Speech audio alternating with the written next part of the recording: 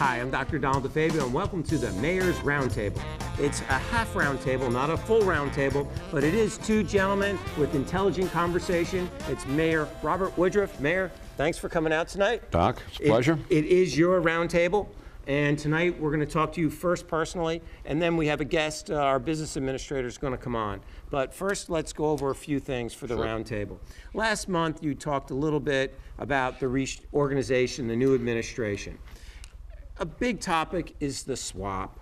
Is there any update on the swap? What's going on? Yes, Doc, as was mentioned at the most recent council meeting, we have our architect, Mr. Roundtable, who is trying to determine with a greater level of specificity exactly what it would cost if we were to remain on this spot, meaning on the current government property. The current footprint or just the current property? The current property. Okay. We learned, because we thought it was appropriate to get a survey, which had we... That always helps. Well, it does when you're going to do things on the property. If, in fact, this property was going to, and it still may be, we don't know, be subject to redevelopment by an outside group, they would have had the costs and had that, to do that themselves.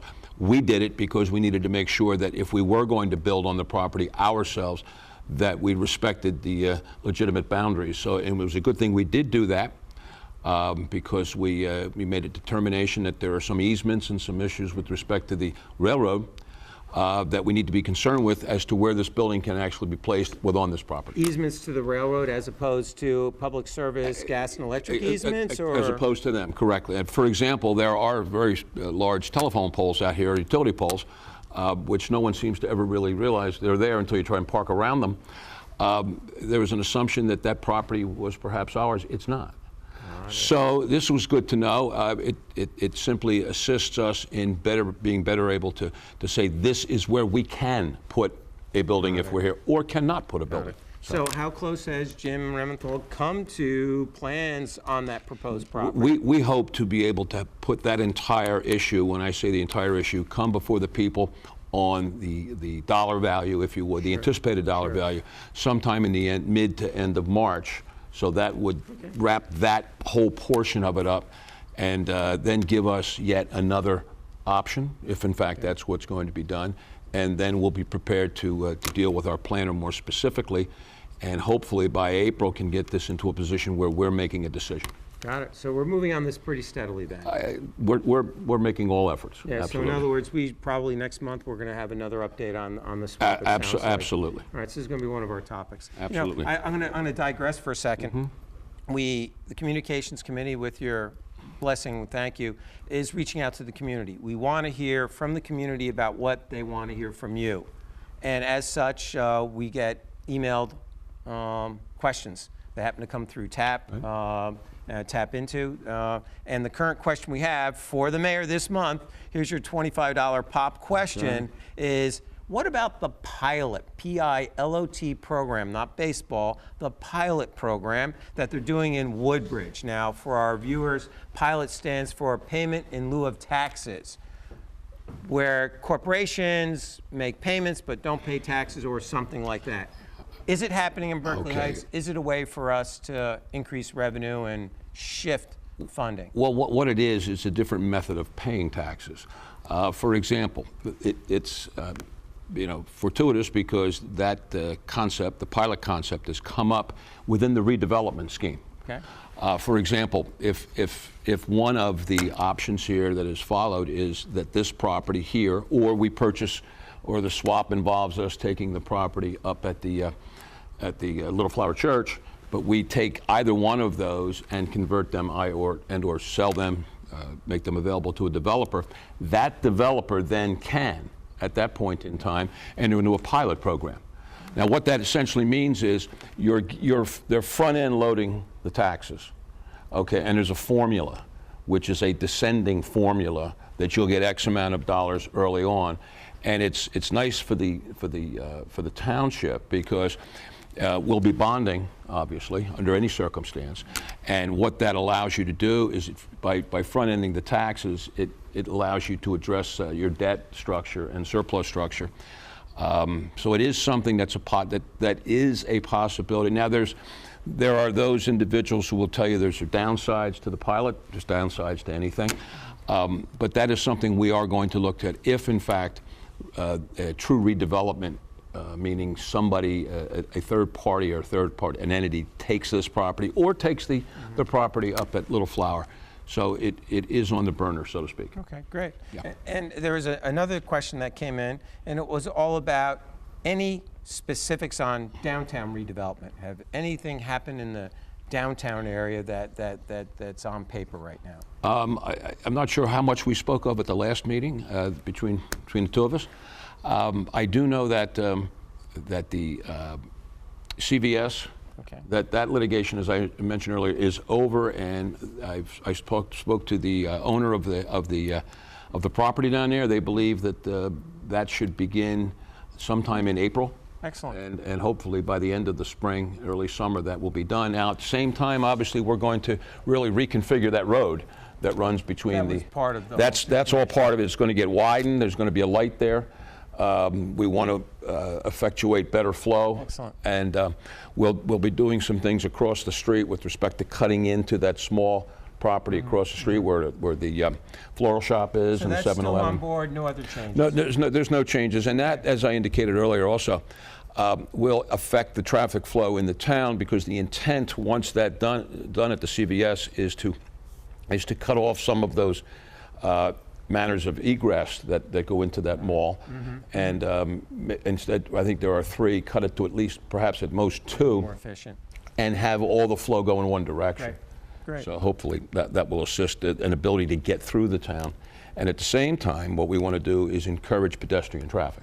Of course, Yeah. of course. Well, thanks for sending in those questions, and please reach out to us for any more questions on Ask the Mayor. We'll be hitting him with them next month as well. So, Mayor, you're moving swiftly. It's February 2015, second month of your term. What else is happening in your office? Well, recently we've had our Mayor and Council Chamber of Commerce breakfast, which we had a few Fridays ago, which was well attended. That same night, I went into the Chamber of Commerce fundraiser at the Elks Club, and then followed it up for last week, meeting with the Mayor of Summit, Ms. Ellen Dixon, and Al Morgan from New Providence, and myself all addressed the Chamber in Summit. So we've had a lot going on there. Mr. Pasicolo and I just recently have commenced what we hope to be a routine, and that is going around speaking to various corporations in the township to encourage a partnership with them. We get very, very good responses. They very much want to be involved in the town, and we want to encourage that kind of neighborly approach. And John and I have been to 1 or 2 places, and we intend to go to 3 or 4 more within the next month or so, which is good, because these corporate entities within the town, as I said, are good neighbors. They are, groups. They employ individuals. They have individuals that come and use our stores, that use our restaurants, and so on and so forth. And they want to be a part of the town, and to the extent they can assist us, they hope to do so. Excellent. Excellent. So on that vein, you are also mentioned John Basicolo, the business administrator. Let's announce what we're also going to be doing on the shows is having different departments visit with us on the Mayor's Roundtable. That's one of the things you want to do to get the word out about the different municipal offices and services that occur here. And fittingly, John's going to be the guest this evening. Yes, he is. And just briefly, the business administrator is the individual that is responsible for the day-to-day operation of the township. So it's an extremely important position. John, we feel we have a highly qualified individual, and we'll let John talk about his background when he gets on here. And I think this is a good way for us to, as you said, to reach out to the people. They know who works for them.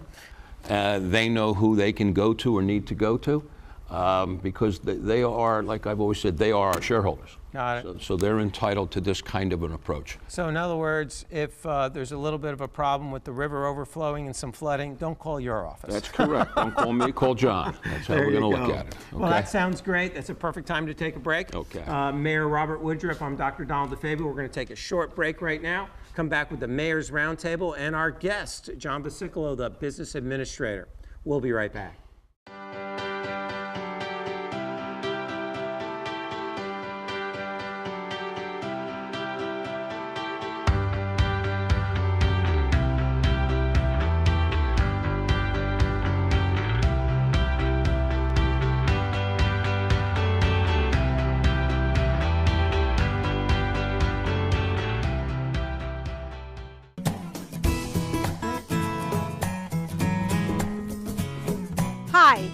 is Midge Vicendes. I'm standing here with Julie Lloyd and Jean Kingsley. We're part of the Downtown Beautification Committee, and we're here to show you a little bit about what's to come for Berkeley Heights. We have Springfield Avenue from east to west, and on either side of the street, you're going to hopefully see soon some changes that evolve through the year and tie the streetscape together for the future beautification of Berkeley Heights. We put together some standards that should include lampposts and benches, trash receptacles, flower pots, and pavers.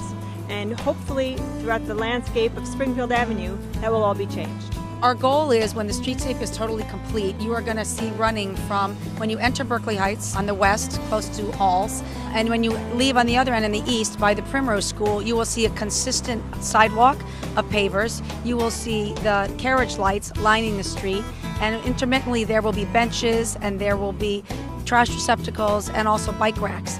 And then also we are going to be working on additional changes that cover signage, colors of paint, and also types of roofs and other structure changes that will make the town pull together and be much more cohesive and kind of have a small town historic feel.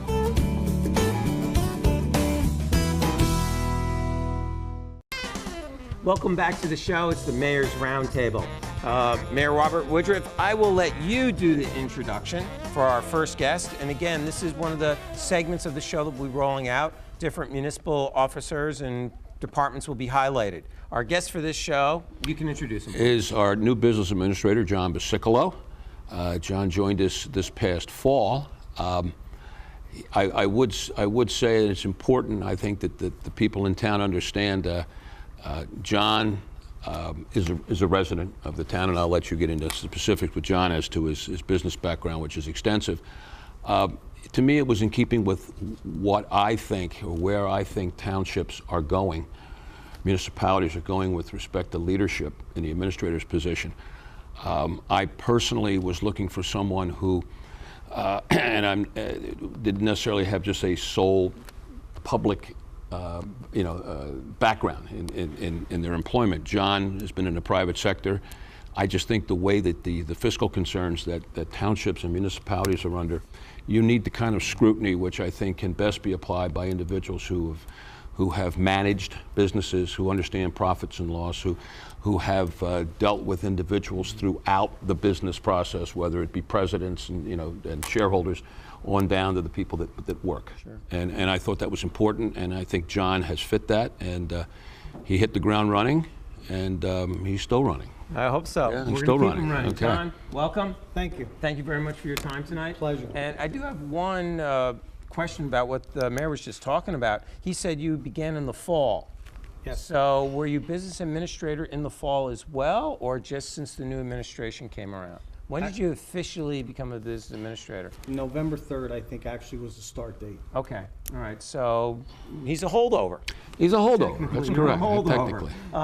Your background is, of course, corporation, but before that, we'll talk about it. You also served Berkeley Heights on the Board of Adjustment, correct? Yes, I did. So tell us a little bit on how that dovetails to being business administrator. I spent 11 years on the Board of Adjustments, 8 or 9 of those as chairman. It was a great experience, and that's really what fueled my desire to do something more. I think it was a very, very round experience you got from that. I mean, we dealt with a lot of businesses, residents. We were dealing with a lot of lawyers. So it was very interesting, and the ability to impact the town. We were fortunate that we did get some commercial property did come before us also. Just as an example, the Primrose School. We worked on the Primrose School probably in excess of a year. Took a long time, but I think the final product turned out. It's beautiful. I think it's a beautiful building. Yeah. Mm-hmm. And that's kind of what fueled my desire then when this opportunity came up to put my hat in the rink and go on from there. I felt it was something that I needed to do to give back to the town. It was a passion. I just felt it was the right thing to do. Mm-hmm. So, Mayor, you come from a business background, okay? Yeah. You know, you're a professional background. Right. The whole concept of running a government like a business is why you brought John in, correct? Absolutely, and like I said, it's important as the mayor to place competent, qualified people into significant positions. and to let them do their job. I mean, that's how I see leadership in the position of mayor. John obviously must make decisions. As I said, it's the day-to-day running of the town. John needs to decide what's important, what's so important that I need to be told immediately. Okay, and obviously he and I, and we've known each other a long, long time. But in this relationship, we're now into our second month, and he's starting to get very comfortable about what he knows I need to know, nice. And so on and so forth. And I'm extremely comfortable about just simply saying, look, this is what I want to get done, and I know it will get done. So the question I have to you is honeymoon over? It's on the edge. It's on the edge. Well, here we go. Here we go. So now, your background was in the steel industry, I believe. Yes, it was. So, you know, steel is one of those industries, has a reputation of go in, let's, lowball everybody, let's get as much profit as we can out of everybody, and let's run. Is that your background? Is that your management style? No, not at all. One of the things that I tried to always put first and foremost is that you need to build a team. You need to be willing to do whatever it takes to get the job done. You don't ask somebody to do something that you wouldn't do. Okay. And you lead people. You don't drive them. Mm-hmm. And I think when they see that you're willing to roll up your sleeves and do whatever it takes to get the job done, you get people following you. And that's what's critical. We have a lot of very good people that work in the town. And I think they're hungry for it. I think they're looking for someone that's going to lead them and have their back. Your job is not to look to bash them or beat them down if they make a mistake. They need to know they can come to you and say, we have this problem. Try to solve it together. We learn from it, just don't repeat it. Mm-hmm. But they have to feel comfortable enough to know they can come to you. That's critical. Okay. Is Barbara Russo still on your team? Barbara's our business administrator. She's my assistant. Okay. Barbara's been with us for 5 or 6 years now. She does a tremendous job. Excellent. There's a lot of other very good people in the town, and in the future, on the Mayor's Roundtable, you'll meet more of them. Well, we're looking forward to it.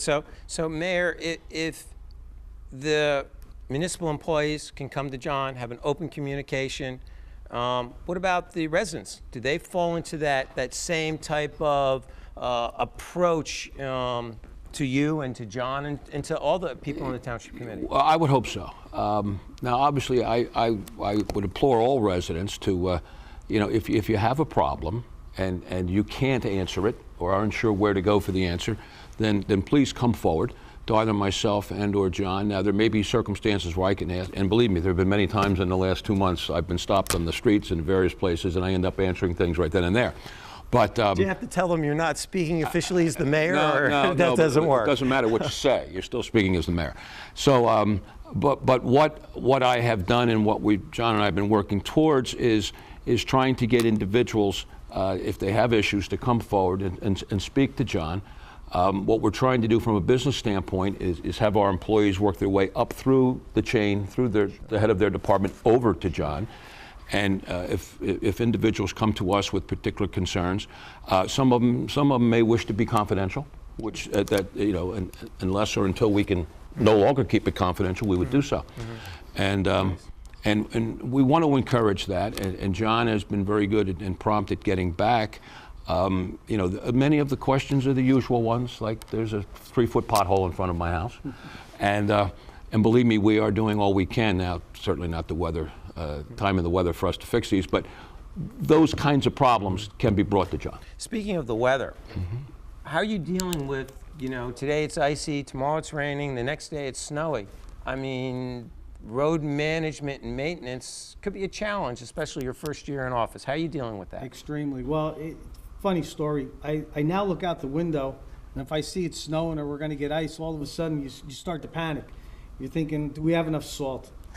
What's this going to end up costing us against our budget? And this year has been a big challenge because we've gotten so much ice. Yeah. And I think what you have to realize is we're looking at about 1,000 tons. I take that back. I'm sorry. 100 tons to make one pass through the town. One pass? One pass. Wow. We're looking at $65 per ton, our cost on salt. Wow. And then on top of that, you're looking at the labor to put it down. And as everyone knows, it generally doesn't happen at 8 or 9 o'clock Monday through Friday in the morning. It's usually on the weekend or it's at night. So on top of that, we have overtime. Yeah. So it's a killer to try to budget for that. It's very, very difficult. Now that comes out of the overall municipal budget, or is that earmarked for roads and We salt do and have things a like that? category for salt and snow removal. Unfortunately, if we have a bad winter, we get hammered. sometimes can blow through it very quickly. Yeah. It's a balancing act. Just out of curiosity, how much salt do we keep in town? Generally, we have somewhere about 600 tons or so. Okay, so But we've gone through about 1,800 tons so far this year. wow. Well, we had a rough couple of weeks there. We did. Slush We and did. ice right on top of one another. So you've had a chance to look at some of the municipal departments, I'm sure. Are you looking at restructuring? There are some departments that we are looking to do some reorganization. We want to make sure we're operating efficiently, we're using our people properly, we're getting the biggest bang for our buck. Got it. So it's getting the right people on the bus, but putting them in the right seat. And make sure that somebody's driving the bus. There you go. Okay, make sure somebody's driving it. John has the right approach. He is constantly looking at these departments where we can save. In other words, what can we do better? Yeah. And I know John is working with other business administrators, and I'm sure he'll talk to you about that. And just sharing views and just trying to help us do things better. So how about that? Is there a business administrators organization, or I mean, how does that work? Well, they do hold a lunch, but Can I come? in the meantime, if you're willing to pay, yes, of course. But in the meantime, I do reach out on a weekly basis to a lot of surrounding business administrators. New Providence, Long Hill. Actually, I was talking to Dover today. We've spoken to Livingston. It's very interesting because what we're looking for is best practice. What do you do different than we do? Can we learn from you? And it's very helpful, and they're very open. So when you were in private industry, at what level were you dealing with? You were dealing with CEOs? Were you dealing with middle management? I mean, it's not because you're talking right now. You're dealing with everything. Where do you come from? Your background? I was vice president, general manager for a steel company for 30 years, and I had some main responsibilities there. We ran a 40,000 square foot fabrication shop, Okay. which was union. I also had 6 stocking locations around the country that I was responsible for, and I did the procurement for the entire company. And in that, I would travel to our vendors. Every year I'd go to Europe. I would work on the contract for material for the following year. Same thing on the domestic side. And in that, I spent a lot of time with everyone from the guy that was actually producing the material to loading it on a truck, all the way up to the CEO in the company. It was very, very helpful. You have to know everyone in the chain. Got it. So I know if I need to get something done, I go to the secretary in somebody's office, or the front desk person if it's a doctor. I don't try to go to the top. So, what's your take home? Is it the same type of situation? Well, I do get, believe it or not, I do get a lot of phone calls from residents, from our businesses on a daily basis. I have people walk in to see me. I have no problem with that. I mean, that's what we're there for. Good. Our customers are our residents. Nice. And what we're striving for is to give them the best service at the best cost that we can. They deserve an answer to their question. We may not be always able to do what they want, but they deserve an answer and a reason what we can do or why we can't. That's reasonable. So what's the best way for people to get in touch with you? What's the best way for you to get You can call Town Hall and ask for me. You can email me, walk in and stop and see us. Okay. I'm there every day. And again, please don't hesitate. That's what we're there for. All right, that's our first throwdown. All right, we're going to chart the number of people that walk in and say hi. That's quite all right.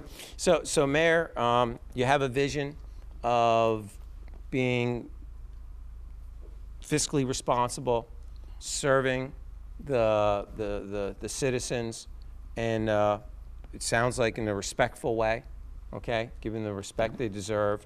How does looking at all the municipal departments fall in? Well, one of the best ways to serve our citizens is to give them, as John says, a bigger bang for their buck. To the extent we do things more efficiently and more fiscally responsibly, the more we will get out of the dollars that these people put forward to us.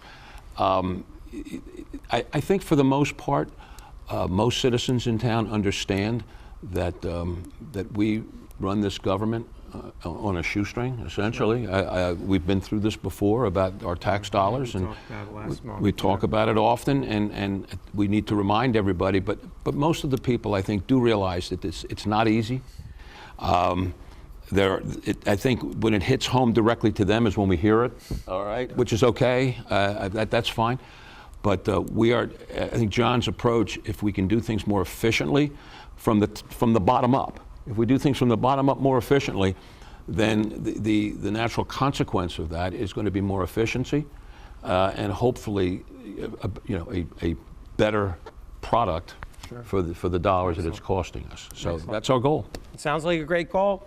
John, we're going to wrap up the show. Any closing comments? Anything you'd like the citizens to know that you haven't already told them? Again, I think the thing that I want to be sure they understand is that we're available. I'm there. Please come in, email, call. We'll do our best to answer your questions. Can't ask for more than that. That's it. John Pasicolo, Business Administrator of Doc, thank Berkeley you. Heights, thank you very much for your time tonight. We appreciate you being on the show and our inaugural guest. Thank you. My Mayor, Roundtable. Doc. Well, should we call it the half roundtable next time? Semicircle. Semicircle. Mayor's okay. semicircle. Mayor's semicircle. Right. I'm Dr. Donald DeFabio. Thank you very much for tuning in. Remember, go to Tap Info, go online, watch the show, watch it on TV, get your questions into the mayor because we want to hear from you so you can hear from him. I'm Dr. Donald DeFabio. Thanks for tuning in.